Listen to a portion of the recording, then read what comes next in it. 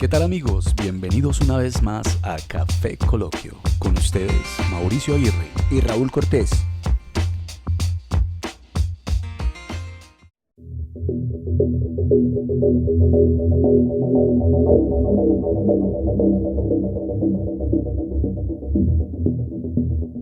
La sangre es el alimento divino por excelencia, al menos en diferentes culturas antiguas e incluida la mesoamericana.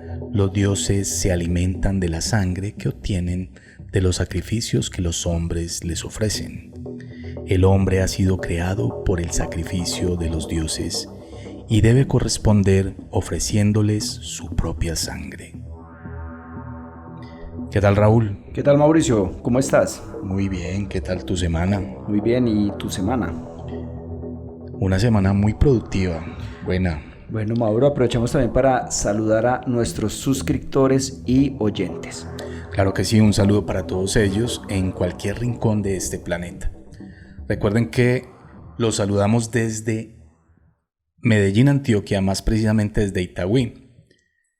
Y quiero recordarles que nuestro correo electrónico es kfcoloquio@gmail.com. Estaremos muy pendientes allí de sus sugerencias. Claro que sí, Mauro. Raúl, tema bien interesante, pero bastante controvertido el tema de hoy. Claro, muy interesante, y es que, como lo acabas de leer, parece ser que el alimento preferido de los dioses fuera la sangre. ¿Sangre humana o sangre animal? Mira que cuando estábamos contextualizando hace un rato acerca de lo que les vamos a narrar hoy, hablábamos acerca de el escenario que podríamos imaginar en ese altar de sacrificios que nos narra la Biblia.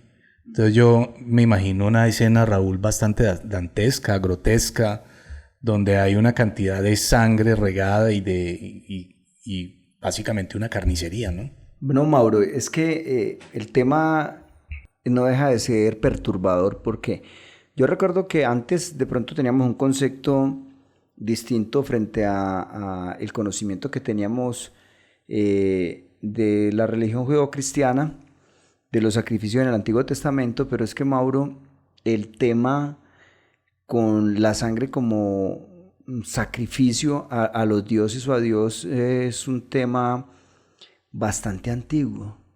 Y me parece pues muy interesante ver que habían unos sacrificios en Roma que eran violentos, eran unos sacrificios de sangre. Los tenían los romanos, los tenían los fenicios, los tenían los cananeos, los tenían los griegos. Entonces, los mismos hebreos. Claro, estamos hablando del pueblo de Israel, que también tenía ese tipo de sacrificios que pasaban por el derramamiento de sangre. Muy interesante el tema. Raúl, te invito a que nos tomemos un café. Claro, dale. Ya café en mano, entonces continuamos. Y Raúl, hablabas acerca de cómo todos estos pueblos de esta región tenían esta práctica en común, pero es que esto no es una práctica únicamente de esta región, esto lo podemos ver en todas las culturas del mundo. En todas las culturas, y lo expresabas ahora en la cultura mesoamericana. Cuando hablamos de la cultura mesoamericana nos estamos refiriendo a los aztecas, los mayas, e inclusive, no sé para qué te asombres, inclusive los chichas aquí en Colombia también se contó con sacrificios humanos, derramamiento de sangre. Mira que cuando hablamos del tema, y ahorita yo me refería a ese altar de sacrificios, remitiéndome a este escenario bíblico, y qué interesante que pues ahorita podamos de pronto tener un debate acerca de esto de los sacrificios, que de pronto en otros tiempos no se podía hacer, Raúl. Era algo que de pronto era tabú, que era innombrable, ¿no? Y yo te decía a ti, qué tremendo poder uno imaginarse ese altar de los sacrificios, y yo me imagino un escenario, como te decía ahorita, dantesco, algo bastante grotesco, donde hay una cantidad de sangre y de animales muertos, una carnicería. Y mira cómo era el sacrificio, como nos lo han narrado, como más o menos cómo era. Y era que la persona que iba allí a expiar sus pecados llevaba uno de sus mejores animales de su rebaño, fuera una oveja, Cordero. un cordero o una paloma, en fin, el animal que fueran a sacrificar. Este animal era depositado en ese altar. Se dice que debía estar tranquilo el animal.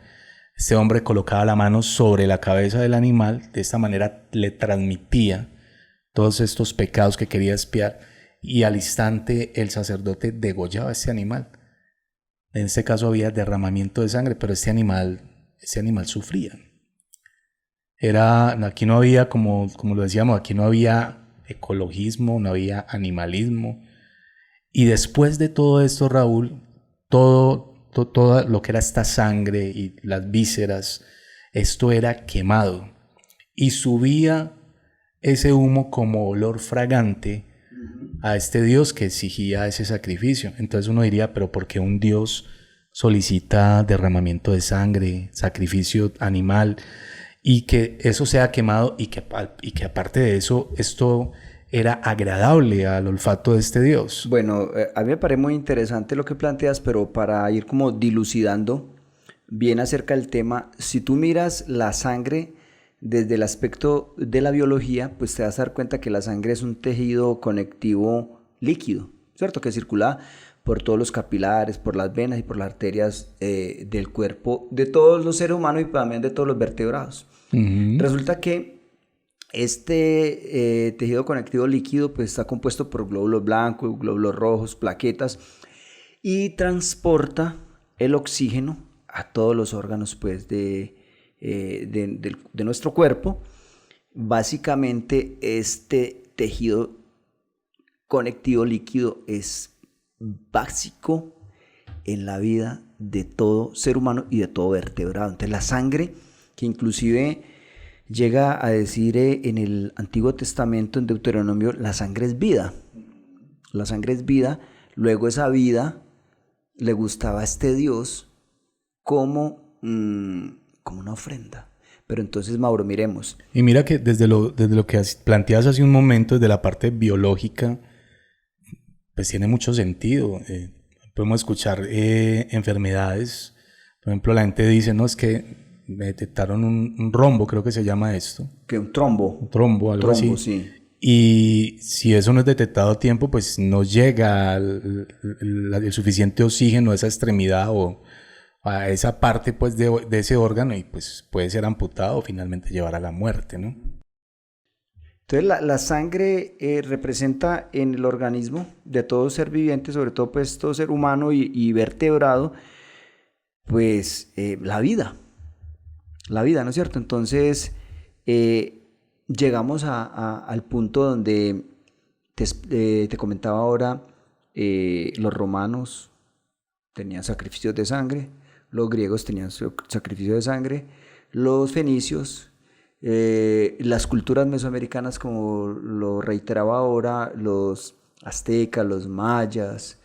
Los mismos chichas, hablabas aquí en Colombia. Tenían sacrificios humanos donde había derramamiento de sangre, inclusive donde el corazón, inclusive de estas víctimas, era expuesto. Eran tantas, las víctimas eran niños, hombres o mujeres, ¿sí?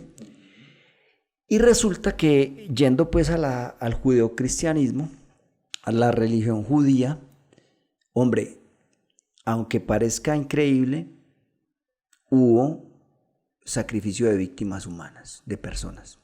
Eso lo podemos visualizar en dónde. Hombre, en el segundo libro de Samuel, capítulo 21, se pidieron víctimas para saldar una bronca tribal con unos vecinos. Entonces los gabaonitas, siete fueron los sacrificados, y que se les sacrificaría en los primeros días de la siega, al comenzar la siega de la cebada, imagínate.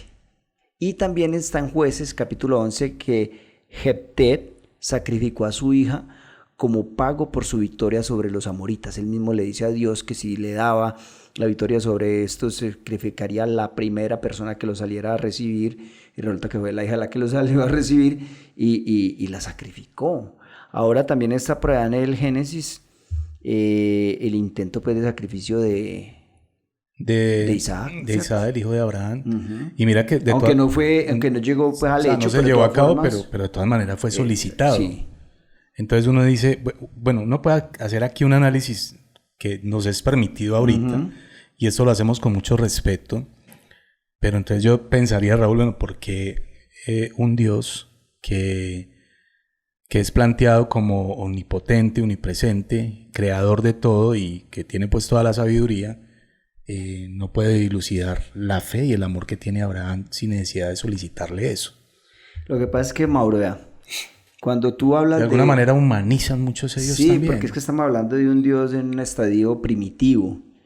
Entonces, un Dios que tiene una serie de características humanas, donde es vengativo, donde es inclusive rencoroso, celoso, y donde es una concepción muy primitiva, muy arcaica, ¿sí?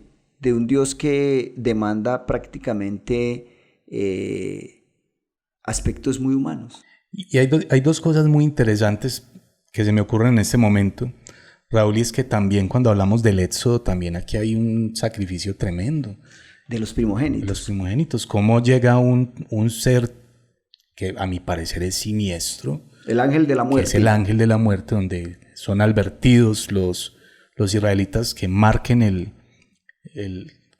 que marquen el dintel de la puerta. El dintel de la puerta o el marco como tal, para que este ángel sepa que allí no puede entrar. Pero de resto, todos los primogénitos del resto de esta población en Egipto fueron masacrados por este ser, pues por este ángel, o este ser que en este caso es oscuro, ¿no? Bueno, y llega y acaba no solamente con los primogénitos humanos, sino también con los animales. No, y hay que entender algo, Mauro. Después de que pasa esta muerte de los primogénitos, que este ángel de la muerte visita pues a estas personas y los hiere, los mata, y que este pueblo sale, van a una tierra prometida. ¿Cómo es que llamaba la tierra prometida? ¿Te acuerdas? Canaán.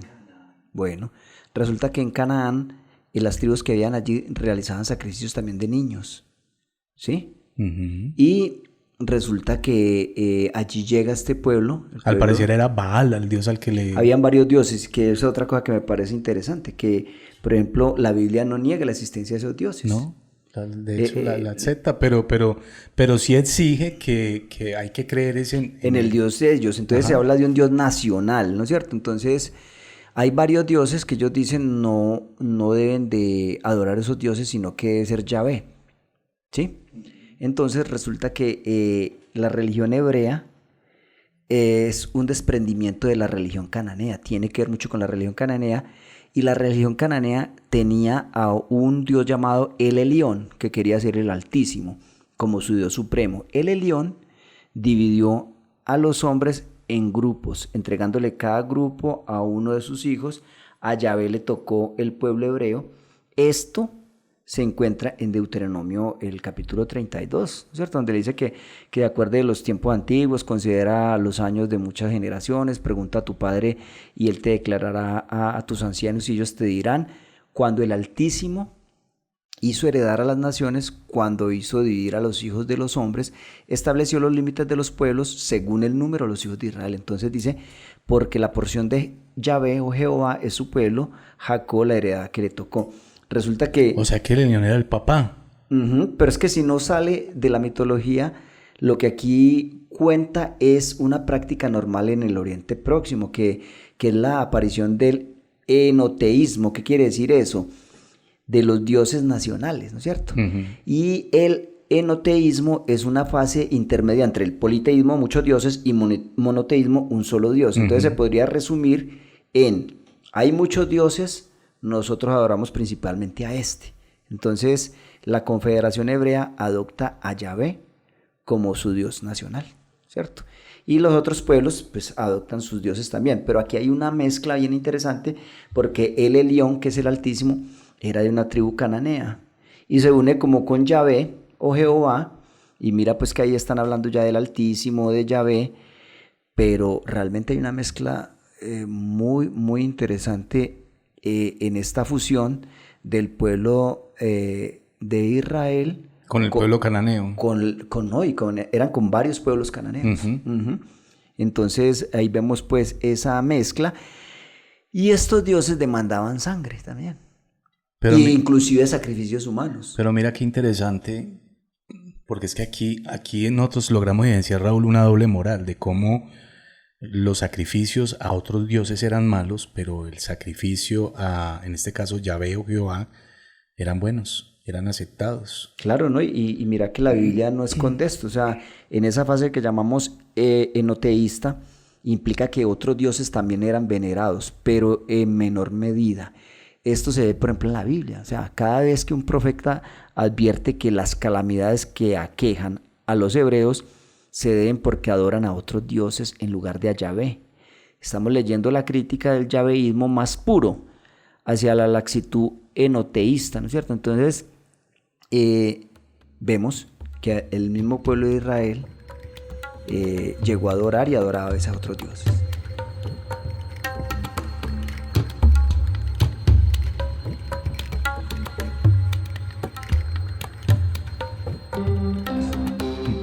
Y la Biblia no niega que existían esos otros dioses. Pero bueno, bien tremendo el conflicto como tal que vemos acá, y es esa relación que tiene la sangre. Esto, como decía, lo vemos pues en el contexto hebreo y en todos estos pueblos semitas, pero también lo encontramos en los aztecas, como decías ahorita. En los mayas. Y como también llegan a esa conclusión de que la sangre es vida, y entonces empiezan a hacer estos sacrificios. Lo podemos encontrar, como decías ahorita, en estas culturas, también en las culturas que hay en el Perú. De hecho, hay unas momias, Raúl, y hay unas historias de unos niños que al parecer eran sacrificados para apaciguar los volcanes. Perú es una nación muy bordeada por volcanes, tiene mucha actividad volcánica, y hay incluso, por ahí he escuchado una leyenda, una historia donde hay un momento donde hay como un terremoto y hay la posibilidad de que haga erupción un volcán.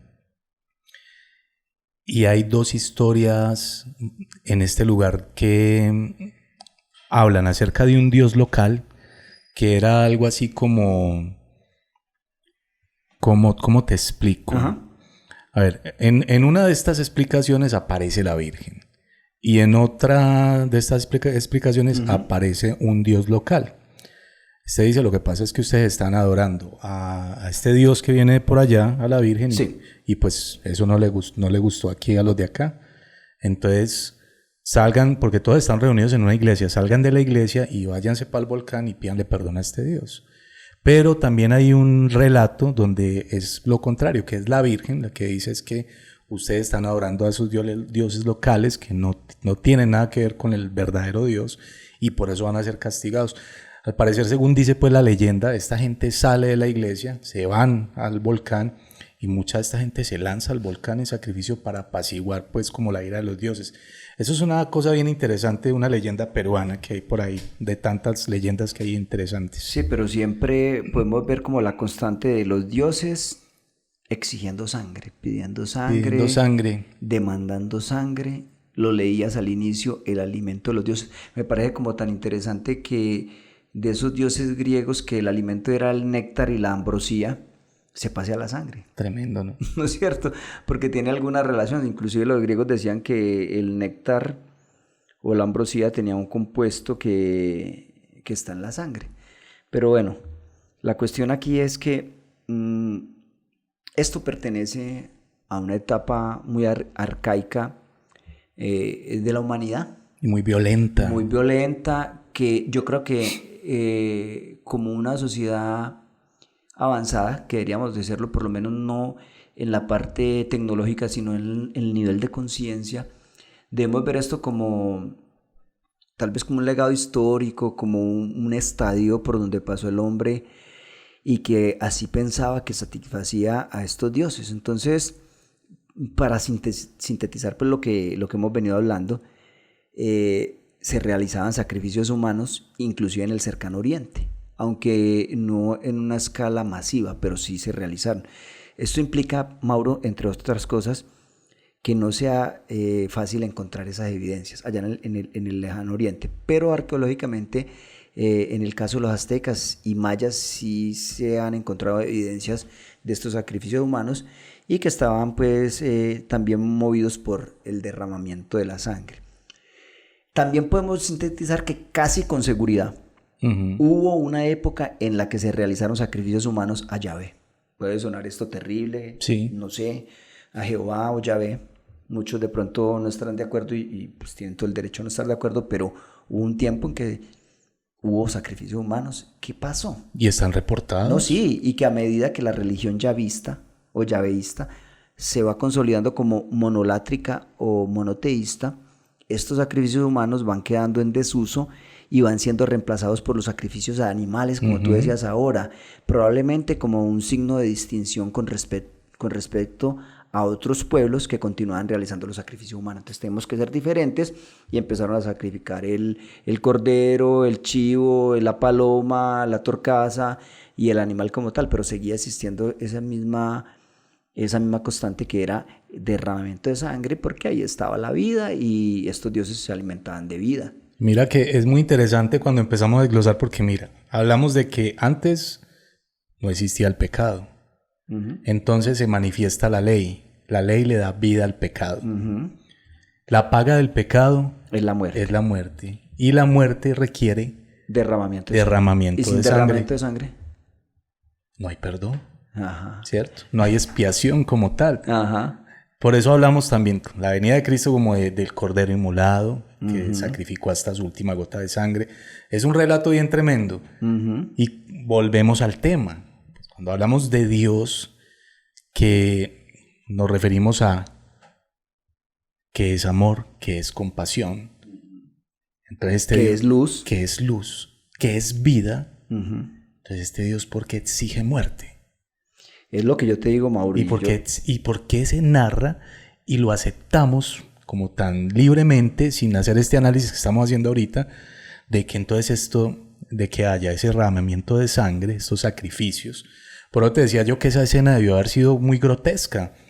En ese altar de sacrificios, toda esa cantidad de sangre derramada y toda esa carnicería que allí se veía.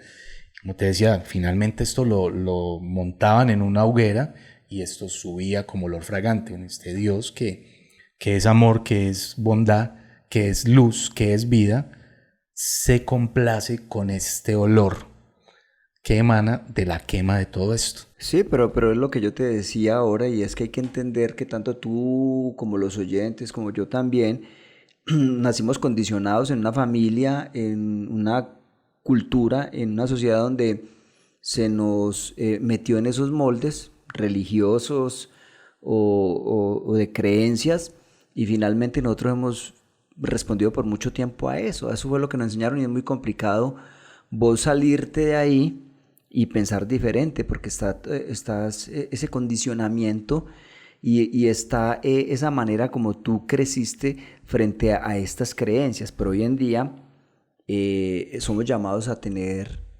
o a dar un paso en ese nivel de conciencia y superar todos estos asuntos que pueden quedar como históricos y relevantes desde ese aspecto, pero finalmente lo que vemos allí son conceptos, historias religiosas. ¿Qué es el planteamiento ahora? Listo, a este dios o a estos dioses le gustaba la sangre porque la sangre era el mejor alimento, porque era vida, porque tenía un significado para estos dioses, pero hoy en día yo creo que somos llamados a tener un nivel de conciencia distinto donde trascendemos la religiosidad para optar por una espiritualidad, ¿no es cierto? Que nada tiene que ver con este tipo de sacrificios, inclusive que en la Biblia lo llamaban holocausto. Así holocaustos. Y mira, Raúl, que es importante también tener en cuenta lo siguiente, y es que cuando nosotros hablamos de todo esto que nos narra la historia, hablamos también de una interpretación que es una interpretación humana. No estamos hablando de una interpretación de una divinidad. Finalmente, quien escribe el texto y nos da la narrativa, pues es un ser humano igual que tú y yo, ¿cierto? Sí, claro. Entonces, debemos tener en cuenta eso y cómo cada interpretación pues está allí expuesta Y está sujeta a sus aspectos humanos. Claro. Y a que los demás la interpreten también. Por ejemplo, hay casos actuales de algunas religiones. Se me ocurre, por ejemplo, en este caso, los testigos de Jehová. Entiendo que ellos no aceptan las transfusiones de sangre. Porque la sangre es vida. Y debido a esto, pues han habido casos donde alguna persona que requiere una intervención donde está implicada esa transfusión, pues bueno, que Dios lo ayude y lo sane, o si se lo lleva es porque iba a ser así, porque no aceptamos bajo ninguna circunstancia que haya una transfusión de sangre. Y otras corrientes religiosas que también hablan, en este caso, del cristianismo, del judaísmo como tal, sí aceptan tranquilamente esa transfusión. Entonces es bien interesante pues ver cómo las interpretaciones también están allí y cada quien las interpreta a su manera, ¿no? Sí, pero precisamente, Mauro, y pues finalizando con este tema, lo que yo pienso es que estamos en otro nivel de conciencia, llamados a estar en otro nivel de conciencia, donde debemos de trascender ya todo ese tipo de liturgias, de sacrificios, de una serie de conceptos, preceptos, para optar por una verdadera espiritualidad, una espiritualidad transpersonal, ¿no es cierto? Que trascienda lo religioso y que realmente nos dé respuesta para, en la actualidad, para lo que es verdaderamente una vida espiritual. Y lo que dice es muy importante, Raúl, porque es un nivel de conciencia que nos surge. Y no solamente, Raúl, desde lo religioso. Mira que ahorita, en estos tiempos, nosotros podemos ver unos enfrentamientos entre clanes y gente que hace parte de grupos armados, de narcotráfico y tantas cosas, donde lo que prevalece es lo más sangriento, que haya pues esos derramamientos de sangre y esos enfrentamientos tan violentos.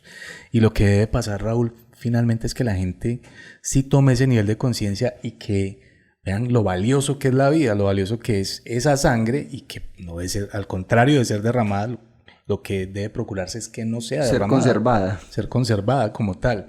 Un tema que tiene muchas aristas, Mauro. Demasiado, y es mucho lo que podríamos hablar. Yo creo que no nos alcanzarían 2 ni 3 horas. Es simplemente provocar en los oyentes también que puedan continuar con el tema, indagando, preguntándose, pero es de pronto realizar el coloquio en torno a este tema y provocar de alguna manera esa reflexión. Así es, y qué interesante todo lo que nos encontramos en el texto bíblico, la cantidad de historias. Vos habías hablado habías escuchado el de Levita y su concubina. Bien tremenda esa historia, una historia bien violenta. Sangrienta, cómo este hombre llega a esta población después de que va a buscar a su esposa que se había ido con el papá y allí llegan a buscar a este hombre y lo que se le ocurre a este man es sacar a su esposa, se hagan con ella lo que quieran. Que la usen. La abusaron y fue tan fuerte el abuso que cuando abre la puerta lo que se encuentra es el cuerpo de su esposa allí tirada. Y este hombre, Raúl, imagínate que toma el cuerpo de su esposa y lo divide en 12 partes. Y lo manda cada parte a cada una de las 12 tribus de Israel para que tome naciones. Y después de esto hay consecuencias bien fuertes referentes a lo que pasó en esta población, porque casi acaban con todos los hombres de ese pueblo. Sí, así es. Bueno, Raúl, bien interesante el tema, un tema controvertido, no es nuestra intención tampoco meternos pues como con las creencias de cada persona, sino generar un punto de opinión como tal. Claro que sí. Y que la gente siga investigando y que haga un análisis también diferente de lo que normalmente hemos venido pues como pensando. Vamos llegando entonces al final del episodio. Quisiera recordarle a nuestros oyentes que nuestro correo electrónico es kfecoloquio@gmail.com. No olviden darle a me gusta, eso nos ayuda mucho, nos ayuda a que el sistema YouTube, por decirlo de alguna manera, nos muestre más y sigamos creciendo. Raúl, llegamos entonces al final del episodio, creo que nos escuchamos entonces. Bueno, Mauro, en un próximo hasta capítulo. Pronto, Mauro y oyentes. Hasta pronto.